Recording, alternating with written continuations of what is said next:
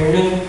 I'm your physical therapist for today. And for today, sir, I want to palpate certain parts of your body so that to determine if there's something problem there with regards to different bones or perhaps to serve as a bony landmarks. Okay.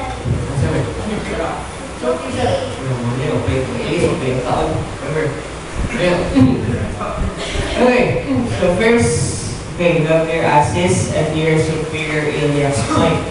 Okay, so you ask your patient, you can ask your patient to stand up or perhaps sitting up. Again, it's hard to sit down.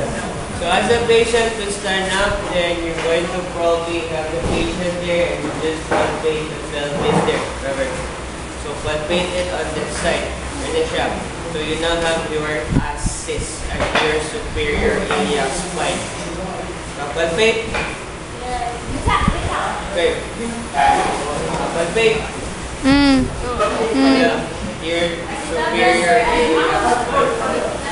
Okay, after that, you're going to move it further going towards the back. So you can palpate for this one.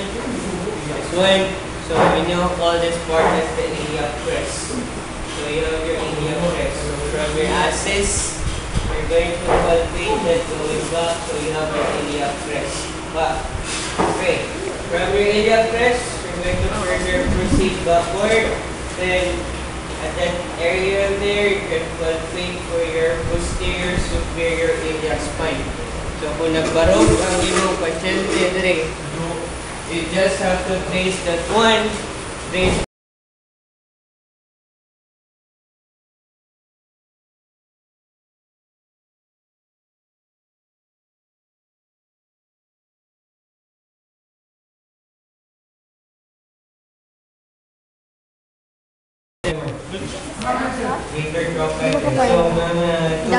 chest, below, sternum, lateral midline, and iliac crest. There.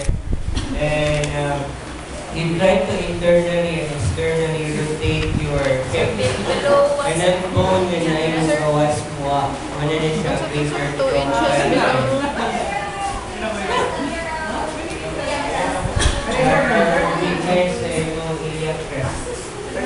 Then you try to ask the patient to internally and externally rotate. Then i-bone yung part there, the was